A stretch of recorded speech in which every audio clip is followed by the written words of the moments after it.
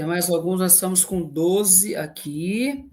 Então já vou, né, saudar meus amigos. Semana passada a gente não conseguiu fazer, né? Então, boa noite aos senhores, boa noite a Mariana, que está conosco hoje, o Eliakim, a Dani, o David também, Eduardo, Júlio, o Matheus, César, Luan. Tem alguns de outras salas aqui que falaram que vão entrar aí, que estão tentando, e assim, eles entram aí no meio do nosso bate-papo. Estou gravando e também a gente disponibiliza depois, eu coloco lá no link no YouTube, forneço para o pessoal e a galera acompanha, tá bom? Então, gente, hoje aí uma convidada aí especial, a doutora Mariana, né, advogada aí na esfera trabalhista, depois você me corrige, e também previdenciário também, que vai compartilhar um pouquinho conosco, referente a um assunto muito importante, né?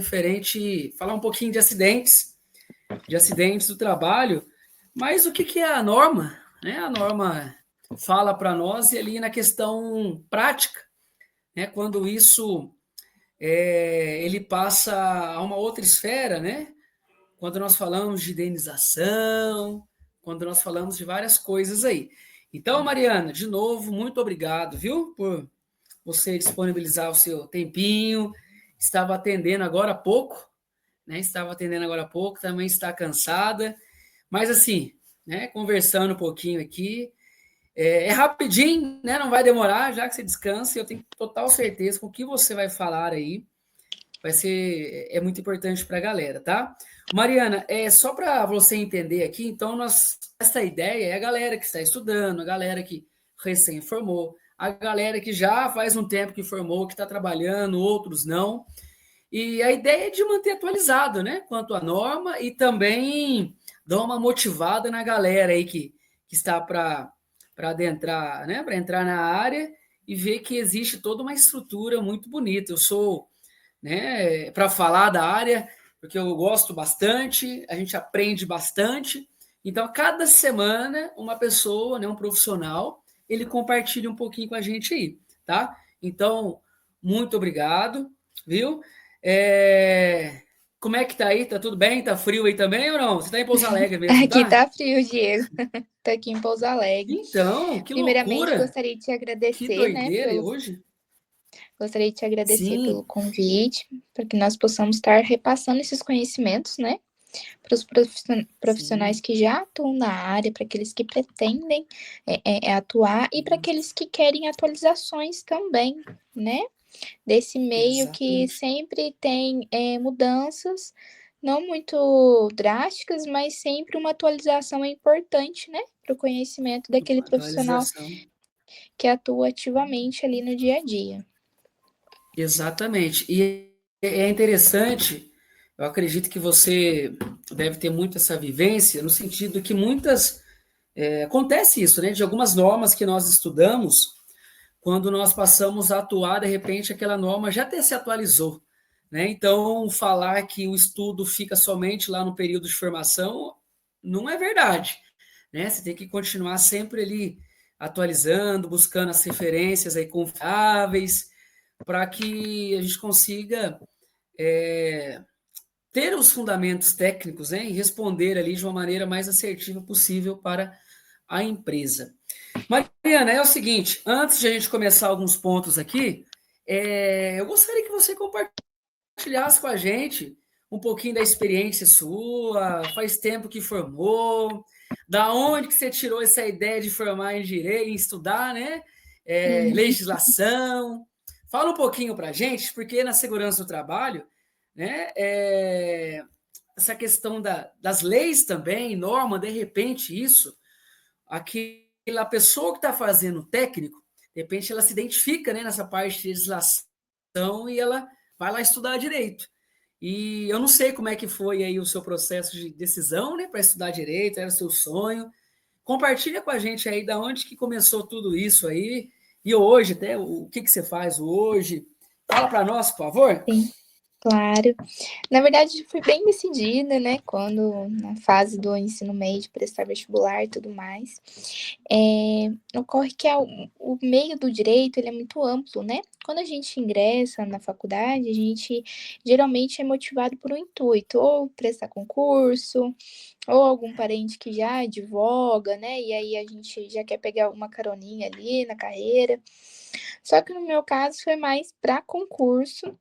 Eu entrei decidida, né, para investigação da Polícia Civil. E ao longo da faculdade é tanta coisa acontecendo que a gente muda o tempo todo de decisão. O que que área que eu vou me especializar, enfim. E de 2023 para cá, eu atuei ativamente na Justiça do Trabalho, né, que é o TRT, TRT3, que é o que representa a nossa região de Minas Gerais. Atuei ativamente na participação de audiências, acompanhamento de perícias, enfim, toda aquela parte interna, né, do processo.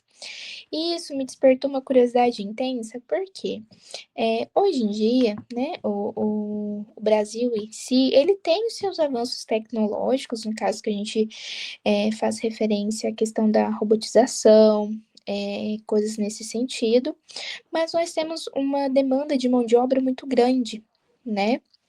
Muitos trabalhadores, admissões e demissões muito, com números muito altos, né? E isso me fez entender o seguinte: se a gente, só um minuto.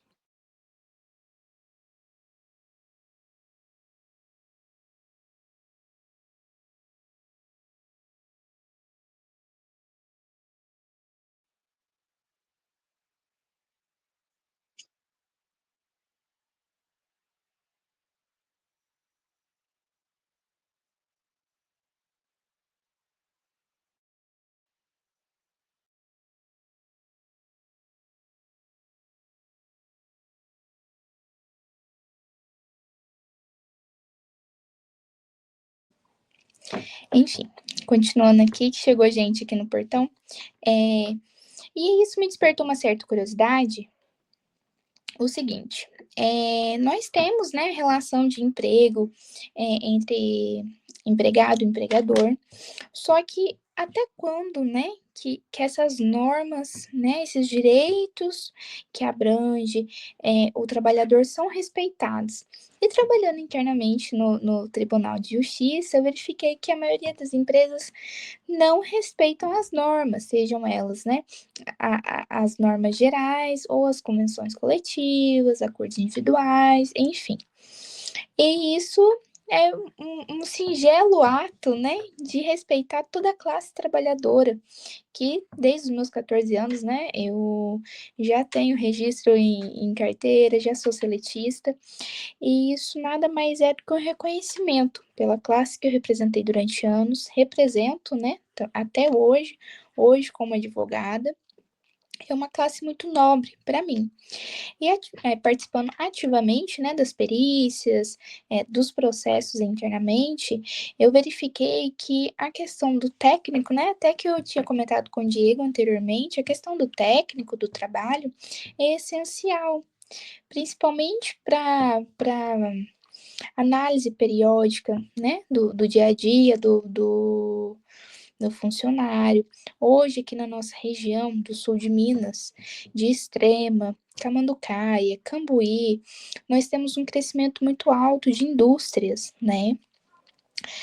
Também tem a região de Jacutinga, a questão da tecelagem, que é muito grande, né? Representatividade muito alta. E muitas vezes são contratados funcionários, mas eles exercem funções distintas daquilo que eles foram contratados. Ou às vezes também eles não têm os direitos abrangidos ou respeitados pelo empregador, né? Então isso me despertou a curiosidade.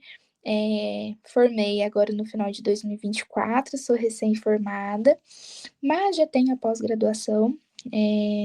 Estou finalizando a questão do processo de trabalho e já ingressei com outra, né, que é direito administrativo, direito público também, para essa área mais de servidor, né, voltada mais para a área trabalhista do servidor público.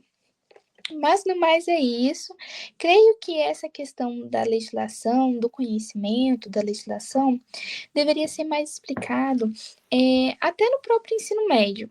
Sabe, hoje com a graduação, eu vejo Sim, tanto que é importante a informação, o conhecimento, não só para a questão profissional, porque isso é muito assim, tem gente que faz o direito e nem a OAB tira, é mais um bacharel mesmo. Mas hoje, o nosso país, a quantidade de pessoas leigas que não conhece a formação das leis, não conhece a aplicabilidade das leis é muito grande, né? Isso quando nós falamos, assim, da questão da aplicabilidade, tem muitas pessoas que têm direito a algo, mas por questão de não ter conhecimento, esse direito é negligenciado. Então, é muito importante a questão de inserir a jurisdição na escola, né? Ensinar, entusiasmar as crianças a buscar entender por que que isso é de direito delas, como que isso foi sancionado a favor delas, né? Ultimamente, de uns anos para cá, nós vemos um crescimento muito alto, só fugindo um pouquinho do assunto, mas da questão dos direitos às pessoas com deficiência, dos autistas, né? Então, muitas mães hoje se sentem amparadas pela lei, mas é conscientizar essas mães também, conscientizar os filhos, né? E isso é muito importante. Então, o direito nada mais é que uma ferramenta, um mecanismo, né, da engrenagem da nossa sociedade, porque toda a sociedade é abrangida por normas, por leis, né? E muitas das vezes exatamente. isso passa despercebido, né? Porque não é um assunto tratado lá no início dos nossos estudos. Ele é apenas voltado como uma especialização, uma graduação, né? E eu vejo como parte essencial, né, para a população hoje em dia.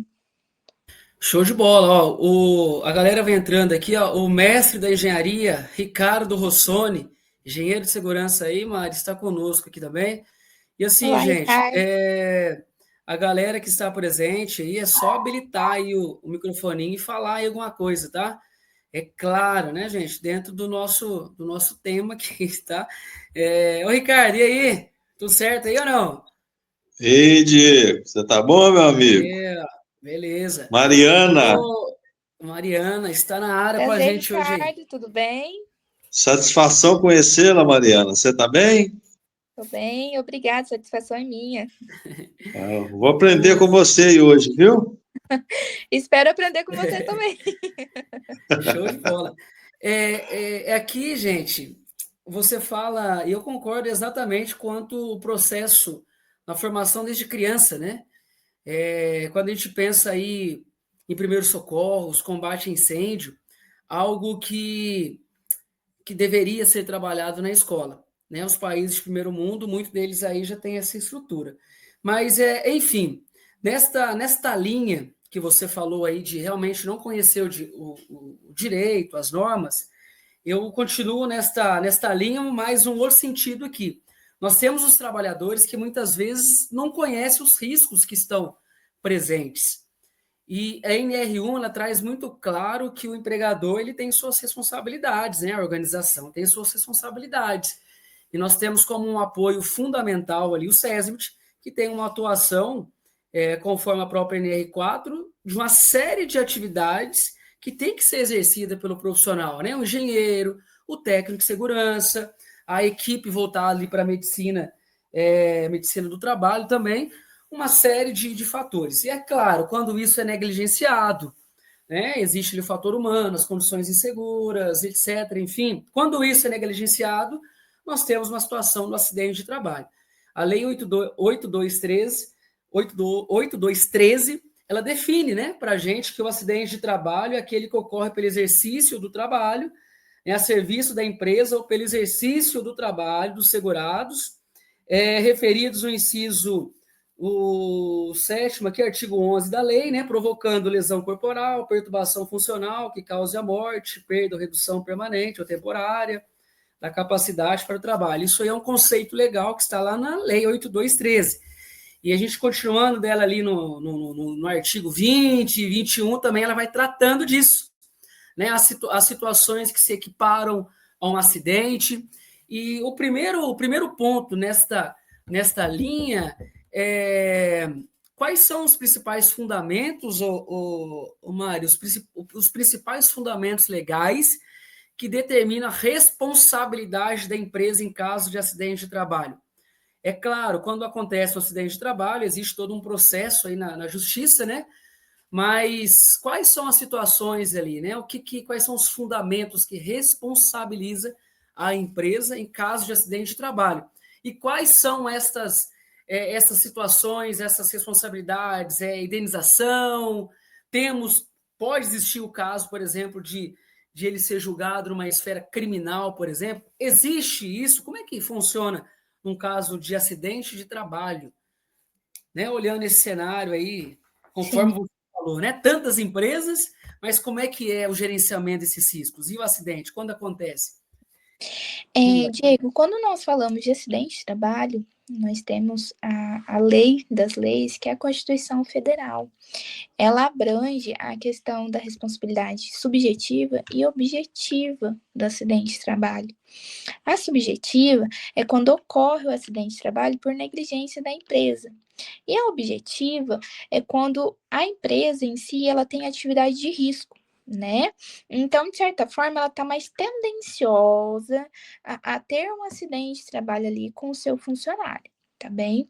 Essa questão da subjetividade, onde que, assim, em qualquer lugar que nós trabalhamos, nós corremos o risco, seja num representante comercial que dirige, né, nas rodovias, ou, enfim, tem a ver com o trânsito ali no dia a dia, ou seja, até um exemplo, a questão dos prestadores de serviço da CEMIG, que mexem com a questão da energia elétrica ativamente e muitos não têm conhecimento do grau de risco que é, né, o trabalho com a eletricidade. Nesse caso, nós somos amparados pela Constituição Federal, temos também a Lei 8.213 de 91, a Consolidação das Leis do Trabalho, mais conhecida como CLT, e também temos as NRs, né? Que nem você falou, ela estipula que cada profissional tem a sua coparticipação no desenvolvimento das funções do dia a dia, né? Envolvendo a segurança. E esse sentido nosso é bem estreito, não tem muitas brechas, né? Aconteceu um acidente de trabalho, nós vamos verificar a causa, o que ocasionou, qual foi o motivo, já é uma atividade de risco, né? Então, isso já era esperado que acontecesse? Não, não era uma atividade de risco, foi falta de equipamento de segurança. Muitas das vezes, a questão da atividade de risco, ela determina horários específicos para trabalho, ou até mesmo intervalos, né? Mais frequente do que as outras profissões. Então, a gente tem que analisar todo o contexto que aconteceu esse acidente de trabalho. Perfeito. E qual que é o papel aí do técnico, né? Por exemplo, vamos imaginar que você é um advogado da empresa, né, em alguma situação, e o que o jurídico, né, na sua experiência, o que o jurídico ele solicita para a empresa, né, de evidências, de repente foi decorrente a uma falha humana, alguma situação que a empresa tem as evidências, né? E quais seriam as evidências importantes visando ali a proteção da empresa, né? Trazendo este cenário, que tipo de documentos que vocês solicitam, né? Isso estou falando porque a gestão, né, o gerenciamento dos riscos, nós estamos falando aqui da gestão de documentos, né? Sim. As evidências todas, porque uma hora pode ser exigido. E o que é geralmente exigido, pedido pelo jurídico? É imprescindível, em caso de doença ocupacional ou acidente de trabalho, a emissão do CAT. A questão do vinculação, a forma que ocorreu, né, com a versão alinhada da empresa e do trabalhador. É imprescindível esse documento.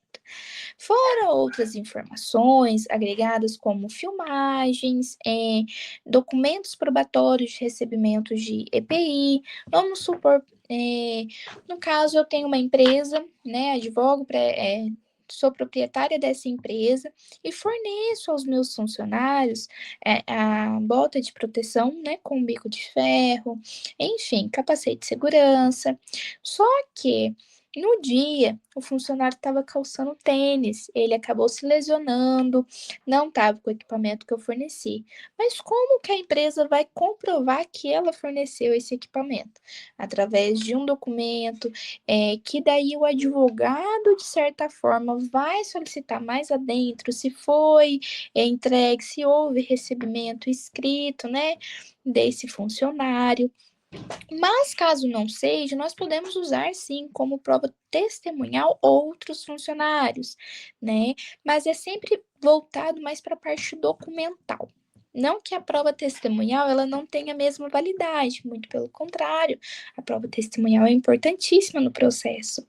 Mas o advogado ele vai adentrar a questão do que a empresa comprova que ela exercia com certidão aquilo que era desempenhado por ela. Olha, eu tenho uma empresa, ela é terceirizada pela CEMIG e nós trabalhamos, né, com podas de árvores, mas quais equipamentos eram fornecidos aos empregados, né? Então, assim, há muito essa questão do que a empresa protege o empregado. Muitos acidentes de trabalho são inevitáveis. Hoje nós vemos também a questão dos motoristas, né? Nós estamos aqui do lado da Fernão Dias. Fernão Dias tem um risco enorme de motoristas, de acidentes, enfim. E é uma profissão de risco, mas que até o momento não foi reconhecido esse risco, né, pela sua abrangência. É reconhecido a questão da insalubridade determinada a carga, né, que esse motorista carrega, mas a profissão de motorista em si já é perigosa. Então, vamos supor, eu tenho um funcionário motorista que se envolveu no acidente. Isso é imprescindível, porque às vezes o caminhão não estava na manutenção, né? Então, tudo isso, no caso da advocacia, nós voltamos o seguinte, ô Diego, o que o advogado da parte contrária pode solicitar? Então, o que ele for solicitar, eu já tenho que me resguardar de direito que eu vou ter esse documento a favor do meu cliente. Então, muitas das vezes, nós vamos tentar inverter que isso que aconteceu com o trabalhador era algo que estava fora de alcance da empresa. Fugir dos quadros de controle da empresa. Então, muitas das vezes, nossa, aconteceu um acidente. Mas será que esse motorista estava dormindo? Opa, nós fornecemos um horário de descanso para ele. Então, se ele não tirava o horário de descanso, era por conta dele, né? Então, é mais voltado para essa questão. Mas, ressaltando desde o início, ocorreu um acidente de trabalho ou algo relativo à doença ocupacional, nós temos que vincular o CAT. O CAT, nós temos um prazo de um dia útil para a emissão dele. E fora o prazo, né, estipulado, nós já começamos a cogitar a questão da indenização por negligência da empresa. Ah, sim. É bacana isso aí, ó. Até, gente, se vocês tiverem alguma questão, falar, complementar alguma coisa aí, perguntar, tá? Só habilitar o microfone aí. Isso aí é muito importante aí que você está falando, porque em sala de aula é um dos pontos que a gente bate bastante, né? De insistir quanto à qualidade documental, quantas evidências, porque nós somos ali um olhar, uma pessoa indicada pela empresa para fazer a gestão, né? Nós temos a remuneração quanto a isso aí, para esse fator, mas nem sempre, né? Nem sempre as empresas possuem as evidências organizadas, possuem até um sistema, mas de repente não tem uma organização, né? Uma gestão que, que, que facilite, que resguarde a empresa nessas situações. Mariana, é o seguinte, quanto à perícia, né? No caso, em loco, é comum o juiz determinar a ida de um perito ali perante uma questão de acidente de trabalho? Existe esta possibilidade de ir até o local para verificar e fazer, né, toda a tratativa? É possível? Diego, no caso do acidente de trabalho, nós trabalhamos da seguinte forma em relação à perícia: perícia ergonômica, perícia de insalubridade, periculosidade e a perícia médica. Acontece o seguinte: muitos acidentes de trabalhos, os clientes, né, os empregados, eles já têm exames, vamos supor, ultrassonografia, raio-x, adentrada naquela data do hospital, vinculada à data do acidente de trabalho, que comprova a lesão, enfim. Mas muitos das nossas perícias é equivalente à doença ocupacional. Essa doença ocupacional, além do laudo, nós pedimos também a perícia ergonômica, né? Que é onde que nós vamos até o local com o perito, nós assimilamos as atividades que ele exercia, né? Para verificar se aquele risco é ou não. E a questão da insalubridade, nós também deslocamos até o local juntamente com o perito, né, para verificar as condições de trabalho, ou os produtos utilizados, as ferramentas utilizadas, né, o grau de risco, né, para que seja determinado a insalubridade e a periculosidade. O acidente de trabalho em si, ele pode envolver a perícia médica, né? E a perícia ergonômica, que é onde que eu vou solicitar para que o perito se desloque até o local para verificar se aquele acidente ocorreu realmente por conta de certas condições, e enfim. Mas no acidente de trabalho é imprescindível a perícia médica, que é onde o médico mesmo ele vai analisar os laudos, né, vinculado à data do acidente, até mesmo quando não há abertura do CAT. Muitas vezes nós temos esse problema, a empresa não abre o CAT, às vezes por não ter conhecimento, ou enfim, falar, vamos deixar por isso mesmo, não vamos pegar essa responsabilidade. Então, aí é onde nós temos que demonstrar de duas formas, né? Que ocorreu o acidente, mas não foi constatado pela empresa, não houve abertura do CAT. E muitas das vezes, a nossa carta da manga, né, pelo empregado, são os exames. Então, não tem como eu solicitar a vinculação de um acidente de trabalho judicialmente, o reconhecimento dele, se eu não tenho nenhum exame médico que comprove, né? Então, após essa juntada dos exames, é onde que o juiz vai entender a questão da perícia médica, que o médico vai avaliar esses laudos, né, esses atestados juntados no processo, e a perícia ergonômica seria uma perícia complementar, aonde que a gente vai verificar a função que ele desenvolvia, se realmente era condicionada à questão da responsabilidade objetiva, né, que a gente fala que é a questão do grau de risco da profissão. Beleza.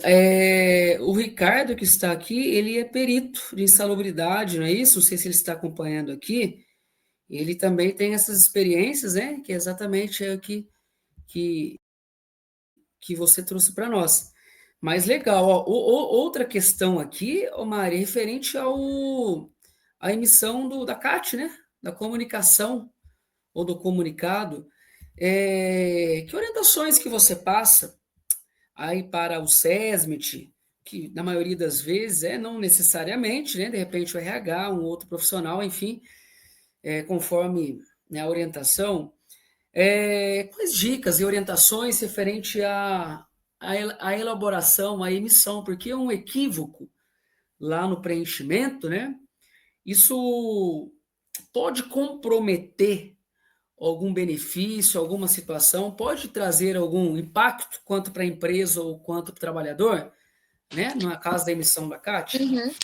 Sim, Diego. Na verdade, a orientação que eu dou, principalmente para quem for emitir ou alguém que ficar responsável, né, pela verificação desse documento, é a emissão imediatamente após o ocorrido. Os dados têm que ser preenchidos corretamente, porque se eu chegar na INSS, os dados não baterem, seja do empregado ou do empregador, o INSS vai falar assim, opa, aconteceu um erro aqui, né? Hoje nós trabalhamos com o e-social. Então é tudo mais virtual, né? Antigamente era tudo manuscrito, agora nós trabalhamos com a CAT virtual, que facilita de certa forma. A empresa em si, ao emitir o CAT, ela tem que verificar a veracidade dos fatos.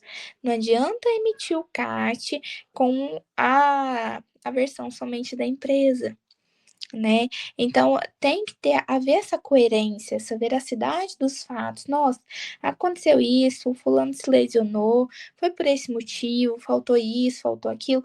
É a veracidade, porque realmente, se às vezes a empresa pecou, deixou a desejar, no CAT, não é que ela vai se livrar, entendeu? Às vezes, judicialmente, o empregado consegue inverter essa versão do CAT, né? Então, é sempre buscar a veracidade dos fatos, tá? E quando ela for emitida, eu aconselho sempre por segurança, né? Uma via com a empresa, uma via com o empregado. Olha, fulano, aqui, ó, tá a sua via do CAT aqui, guarda com você, nós já emitimos, né? E isso você se assegura que você entregou pro empregado, que ele tá ciente, né, que aquele documento foi gerado e, acima de tudo, o prazo. Sempre respeitar o prazo. Sim, perfeito. E hoje facilita, né? Porque hoje lá no meu INSS, os registros, né, já fica ali à disposição e é o que você falou, a questão do cumprimento, né? Para que possa resguardar a empresa e também a informação ela não possa ser prejudicial para o trabalhador ali numa finalidade de algum benefício, né? Olha, nós já estamos quase encerrando, na verdade, até passei o tempo, porque são assuntos que uma coisa vai levando a outra, e, nossa, e tem muita coisa, né? Teria muita coisa para a gente falar. Eu tenho aqui só uma perguntinha, eu acho até interessante, né, que foi passada para mim aqui pelo WhatsApp, porque é bacana trazer aí no olhar, né, do jurídico, quanto nós falamos sobre o trabalhador, quando ele é afastado ali a partir do 15º dia, os custos, né, a questão passa a ser ali de observância do próprio INSS, mas isso, de qual forma que isso chega até a empresa? Porque a empresa, ela, responsável pelo acidente, né, ela tem os seus impostos impactados ali devido a um acidente, né? A gente lembra ali daquele ali do seguro, acidente de trabalho, né, o FAP, tudo envolvido. E assim, de uma maneira simples, como que funciona isso? É, a empresa, como que ela vai arcando, né, com os custos do tratamento de maneira indireta, né? Como que isso volta para a empresa? Porque a gente de repente pensa que agora o governo vai pagar, né? Muitos falam isso, mas na verdade não é assim. Na verdade, a empresa tem a responsabilidade e ela vai, né, arcando ali. E assim, como que funciona isso, senhorita Mariane? Não sei se você chegou a pegar alguma situação dessa, estudar isso. No caso, Diego, a Hum, Previdência Social é mais um amparo financeiro para o trabalhador, né? sim, Mas como nós tratamos de uma grande demanda de solicitações, então ele tem um prazo de retorno um pouco aquém. Não é o que nós, como população, gostaríamos, né? Então, quando a gente trata ali de um acidente de trabalho, ultrapassando os 15 dias, que é o período de afastamento que a empresa arca com os dias, né, de trabalho do funcionário sem desconto, passando os 15 dias já é responsabilidade do INSS.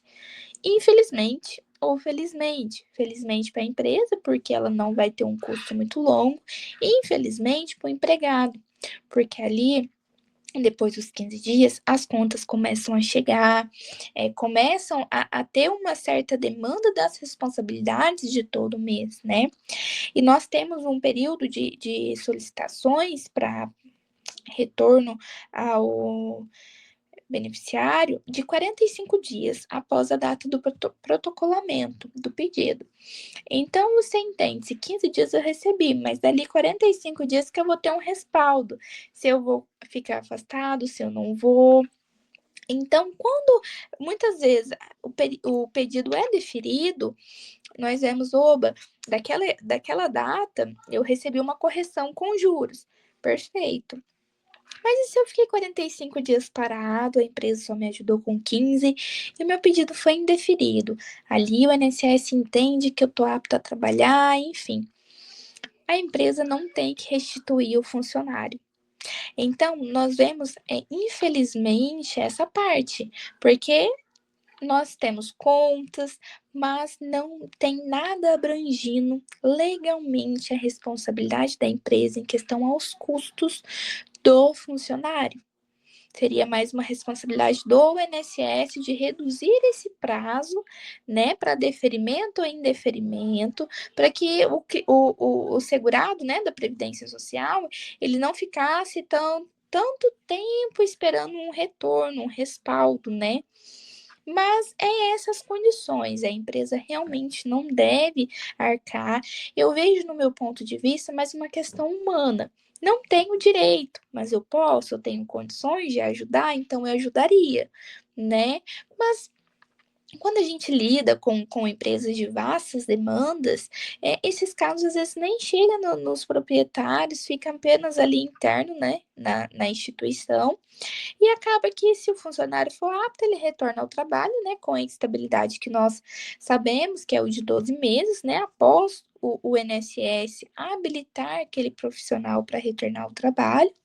Então, ele volta com a estabilidade de 12 meses. Ah, Mariana, mas eu fui no INSS, não foi deferido, mesmo assim eu tenho estabilidade? Sim, tem a estabilidade, tá? Todo quanto é tipo de solicitação que você tem no INSS, seja ela deferida ou indeferida, entende-se que ocorreu um acidente, ocorreu a vinculação de uma doença ocupacional, e quando o INSS fala tô apto, aí que começa a contar o período de estabilidade.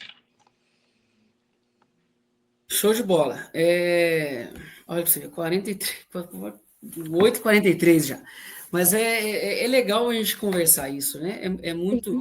É legal no sentido do conhecimento, né? Que nós não podemos, aí, como profissionais da área de segurança, negligenciar nenhuma normativa, né? Sabemos que é desafiador demais, né? Cumprir as normas, visão, mas nós não podemos abrir mão disso. São coisas que nós não podemos negociar, né? Com o risco nós não negociamos, porque com o risco nós perdemos, né? Então não existe meio de negociação, porque depois disso, empresa que sofre, é trabalhador que sofre devido aos períodos, devido a as consequências, né? A questão, a lei fala da lesão corporal, da perturbação funcional, seja ela permanente, temporária, né? E no pior das hipóteses, morte, porque aquele trabalhador se foi, né? Por mais que briga-se juridicamente aí pelo dinheiro, por casas aí, né? Dos milhares,